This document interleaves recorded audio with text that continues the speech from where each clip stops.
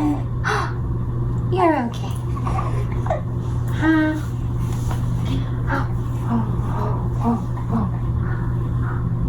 Hi.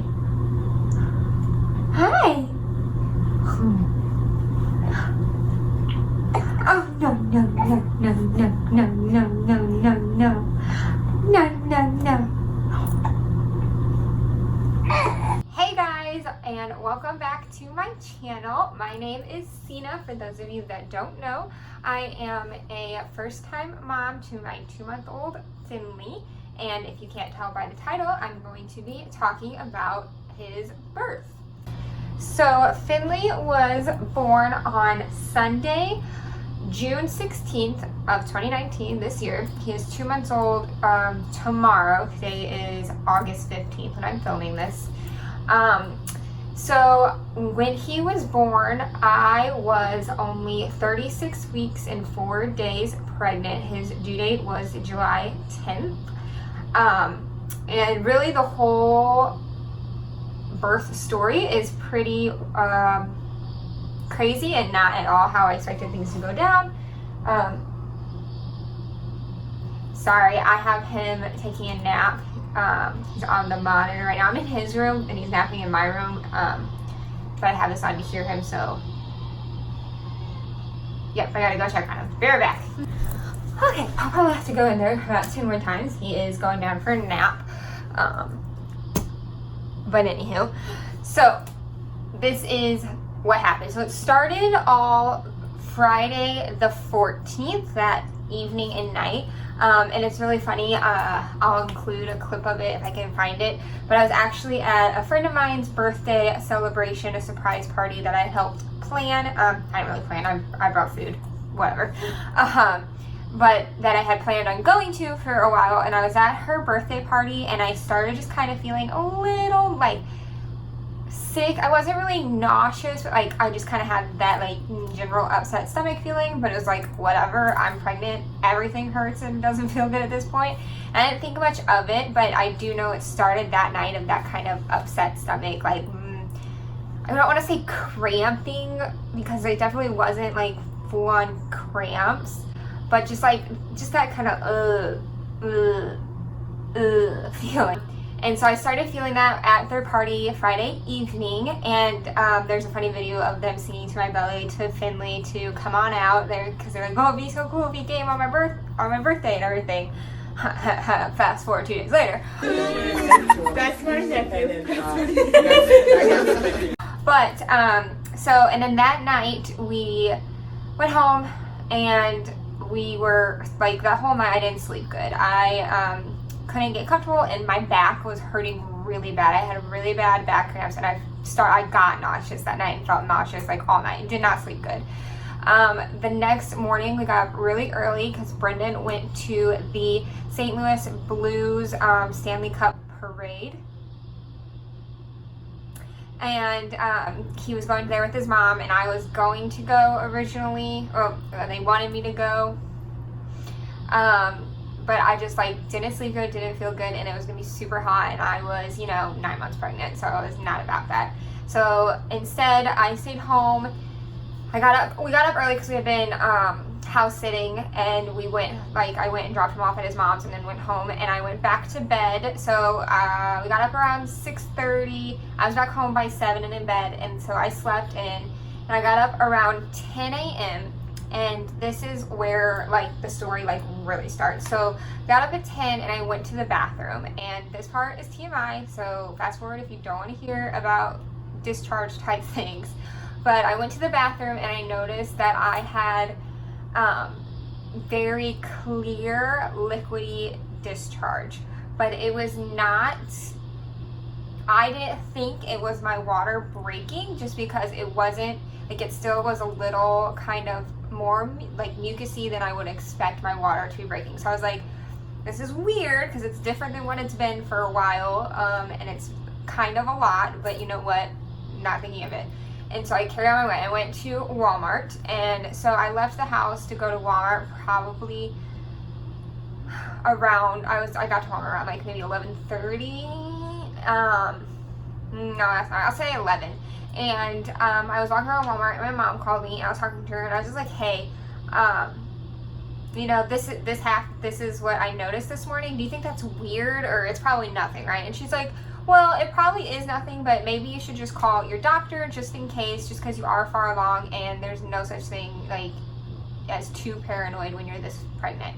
So I was like, okay. And so I called my doctor, and I kind of knew at this point that she would just say, go get checked out, because better safe than sorry. And so she did. She said you should just go to the hospital and have them just check to make sure it isn't your water breaking, because, you know, it probably isn't, but if it is, you have like 24 hours to give birth, otherwise there could be infection. So I was like, okay. So my mom, I called her back, and she drove and actually took me, because Brenda was at the parade and I was by myself. So I finished shopping at Walmart. I was like, well, I'm here, you know, I got some time, because my mom was 45 minutes away. So I got, you know, a bunch of stuff for the house. I got home, and my mom got to my apartment at the same time I did. So I took about 45 minutes to shop. And she got there, and I had already packed most. Alright, so back to where I was. So my mom and I got to my house at the same time, and I had already previously packed a hospital bag somewhat. Like, I had to add a few things, and I was like, they're gonna send me home, but I'm just gonna bring it because, you know, whatever. So I got my hospital bag together, a couple things, and I was like, you know, I'm not gonna get like too much, because I live 20 minutes from the hospital. If like for some crazy reason I'm not coming home, you know, we'll figure it out. London, I'm trying to film a video. Get your tail out of it. Sorry, cattails. What are you gonna do? Girl. So we went to the hospital, me, my mom, and my youngest sister. And I went in, you know, I was like, hey, I'm 36 and 3 at this point. You know, I had this pretty clear liquidy discharge. It's different than normal. I get checked out. And so they, you know, took all my information, my blood pressure, all that, and they went and sent me into a triage room to wait to have someone come and check if my water had broke. And so again, at this point, I was like, I'm gonna be going home. We got about half an hour, 45 minutes, and they're gonna be like, you out of here. And so I was just kind of, it was pretty light, you know. I didn't even tell Brendan I was going to the hospital, because he was drinking with his mom at the parade, and like, he's a worrywart anyways, and kind of, he go a little crazy. And I was like, there's no point in telling him. I'm just gonna go home. I'll tell him, you know, when I see him later. It's not a big deal. Well, they went to check my water, and while my water had not broken, it wasn't broke at this point, I had dilated to a 3 and was 80% effaced, and which, you know, is kind of like, ooh, and that's probably what the watery discharge was from, was dilating quickly, which I now know that's what was happening Friday, as I'll explain a little bit later. But they did also notice when they checked me, though, that there was a good amount of blood, which I hadn't been spotting at this point, but I probably would have started, you know, if I had not gone to the hospital, I would have noticed this. And so there was a good amount of blood, and so because of that, they wanted to keep me and monitor me. So when they noticed the blood, they were like, okay, so this could be one of two things happening, and this is why we want to monitor you. It could be just because you dilated really quickly, and so there is some blood from dilating quickly. And if that's the case, no big deal. You'll go home and, you know, wait till you actually go into active labor and all that. Or it could be that your placenta is detaching from the wall, and that's what's causing the bleeding, in which case we would have to deliver quickly. And so that's why they wanted to keep me to monitor me. So then at this point, I was already hooked up for contractions and baby heartbeat, and it turns out my back pain was minor contractions that I was having, and at this point I was having them every 10 minutes for about a minute long. So you know, but they weren't like anything bad. It was just like, it wasn't awful at all. It was just like, my back cramp was like hurting every 10 minutes, like not a big deal. So I hadn't thought anything of it, but like watching it be monitored, that's when I was like, oh, I am contracting, and this is how I knew Friday night is when I dilated, because I'd been nauseous and my back had started hurting like pretty much all night. So anyways, but when they went to do an ultrasound to check on baby's position, because I had a doctor's appointment, my 36-week appointment the following Tuesday, and that's when they were going to do an ultrasound to check if he was head down. So they didn't know, so they went to do an ultrasound and they saw that he was breech. And so that is when they were like, okay, we are keeping you overnight, because if this is your placenta detaching, because he is breech, we would have to do basically an emergency C-section. So they're like, okay, we may be delivering your baby today, depending on the blood. They were watching to see if it slowed, if his heart rate like did something crazy, whatever. And so at that point I was like, okay, good thing I brought my hospital bag. And so I started calling Brendan, and it took me like an hour to get a hold of him, because he was in like a parade that had like thousands of people there, and he had his phone off, basically to save battery. Finally got a hold of him when he left the parade. He was a little drunk, and luckily he was right next to where my aunt lived, because his mom was also drinking. They were going to be staying at a hotel. Did not work out, so my aunt drove him to the hospital. He was tipsy when he came into the hospital.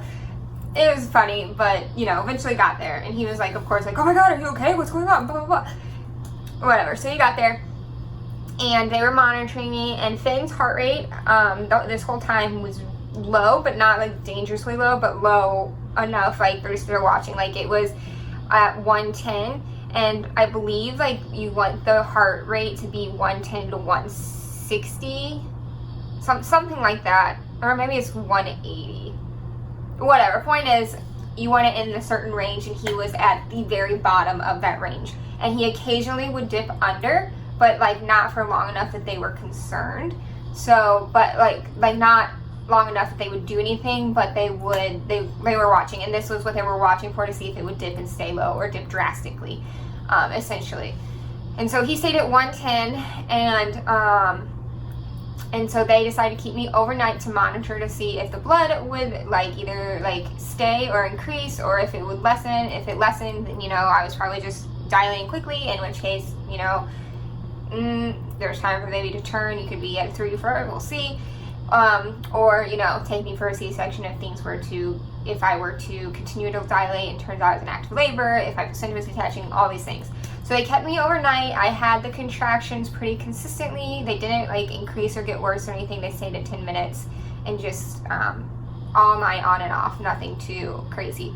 So in the morning, at about 8 in the morning, the doctor on call, I finally got to see her, and she came in to talk to me and to check me. And when she checked, this is how this goes. She comes in and she's like, okay, since you are not yet 37, we want you to get to 37. We'll probably send you home, and you'll just have to be like, taking it easy, not doing too much, so you don't like dilate any more than you need to, blah, blah, blah. Check you. I don't think you've progressed. You didn't progress when they checked you again last night, so it's probably fine. You're probably going to go home and just need to take it easy. I was like, great. She went and checked me, and she's like, okay, so you're at a 3 still, but you are 90% effaced, and your water bag is bulging. So you are not going anywhere. And she was like, because your water bag is bulging, it could burst at any moment. And because he is feet down, if your water were to break, he would slide, and we would essentially then need to do an emergency C-section. So she's like, so we're going to keep you here. We want to try to get you to Wednesday when you get 37 weeks, so that way he can cook as long as possible. So you're just going to chill in the hospital. And I was like, great. So she's like, so that's the plan. You can walk around a little bit, take a shower, you can eat, because I hadn't been allowed to eat all night, because in case I need to do a C-section, I had to have an empty tummy, I was starving. So like, just take it, whatever, we'll just play it by ear, see how this goes. And your water may break at any moment, so just, stay chill. So I ordered food, and literally, my food got to my room, hadn't eaten all night since 8 p.m. the night before, over 12 hours. I was starving, I'm pregnant, which means I'm freaking hungry.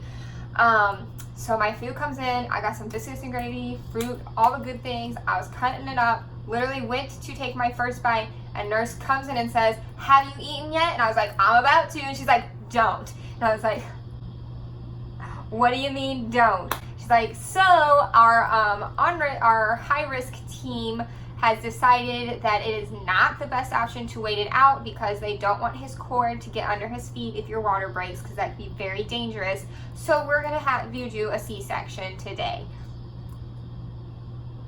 So do not eat or drink anything. Which that sucked. But then she was like, so yeah, we're probably gonna do a C-section in the next 2 to 3 hours. And so this like literally went from, oh, we're gonna wait and see, to we're giving birth in the next few hours. Like boom, boom, boom. And me and Brendan were like, and we were super excited. But at this point, I had gone from pretty calm about the whole thing, you know, this is, ooh, what's going on, to freaking out mentally, which causes me to basically kind of shut down emotionally. I just kind of was like, so eventually I have a video of the birth and you will see that reaction, and just know that is because, you know, I had wanted to have a natural birth, and you know, I had tried to have the mindset of, you know, anything happens, if I get an epidural, if I have to have a C-section, whatever, him being born doesn't matter. And while I truly still believe that, there was the fact that he was not yet even to 37 weeks, which is still early term. He was still considered preterm.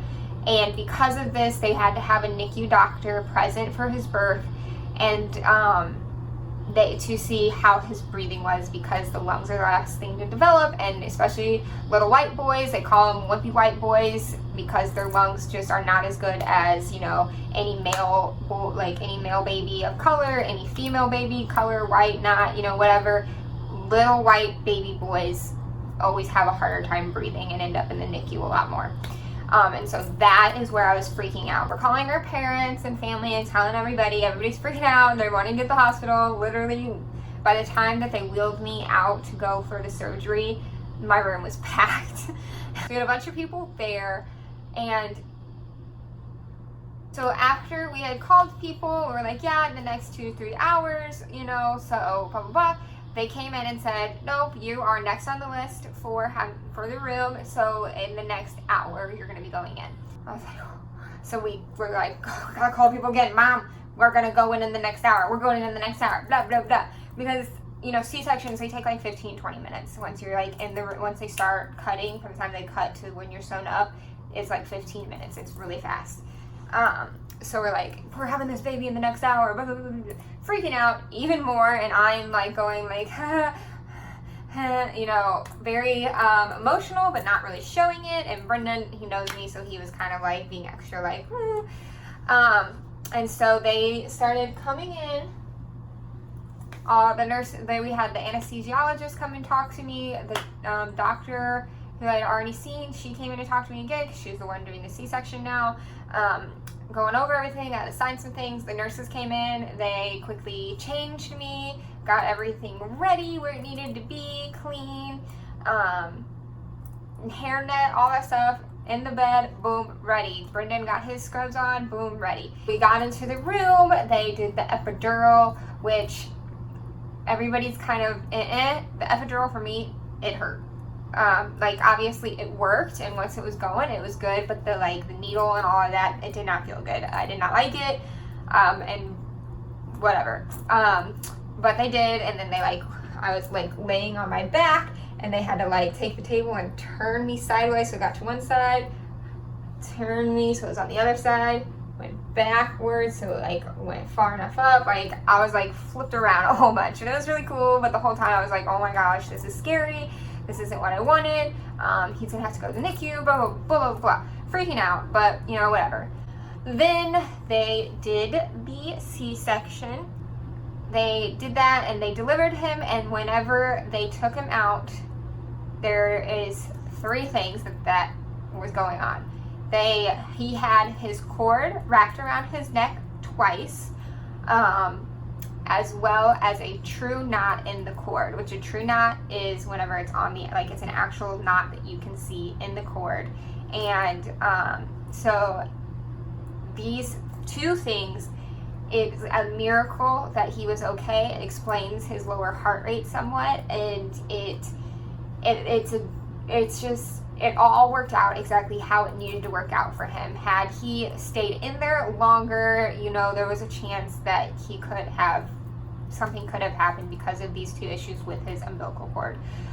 So it's good that I was extra paranoid and went in and got checked and started this chain of events that led to him being born when he did, the way he did. And so that's great.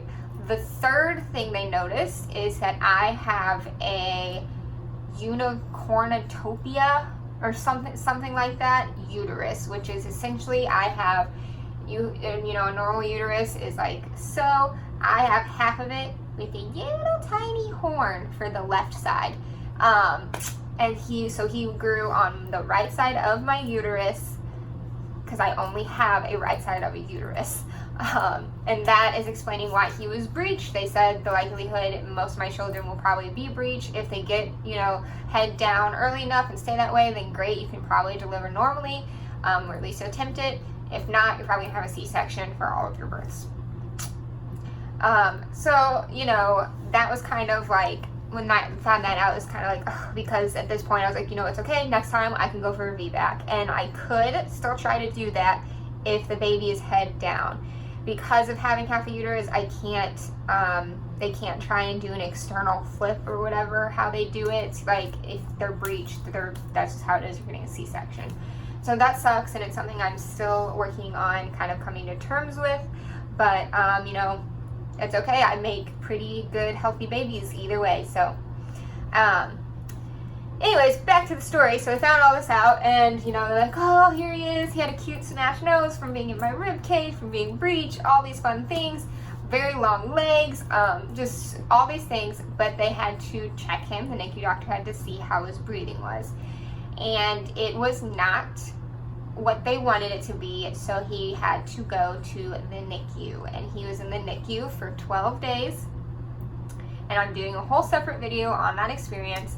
And so I mean, I'm not going to get too much into it because I have a different video for that coming out, but he did have to go to the NICU for 12 days, and it was pretty rough, but it was not as bad as it could have been, and I am very thankful for it playing out the way that it did, because honestly, like, we got the best situation that we could have with what we were working with.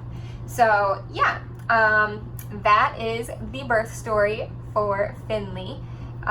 He was born June 16th, a Sunday, Father's Day, at 11:36 a.m. He was born at 5 pounds 10 ounces.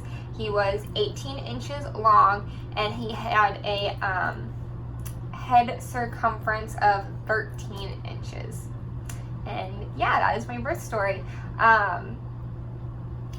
He's sleeping. I have clips though from a little bit. I'll put them in, and I'll include some cute little baby clips for you guys. But that is that, and it was a wild ride, but it worked out exactly how it was supposed to. And even though I do personally struggle with a lot of parts emotionally from the birth experience, I am still very thankful that it happened exactly how it happened, because that's how it was supposed to. And so, yes. Thank you for watching. I hope you enjoyed, and I'm glad I have this for my own memories, because it was such a wild experience. If you liked this video, please give it a thumbs up, and go ahead and subscribe if you're not, because I have more videos planned. I'm really bad at posting right now, but I'm working on it. But I do have a couple different things that I have coming out that I'm filming already about my little baby. So, alright, thanks for watching. Bye guys!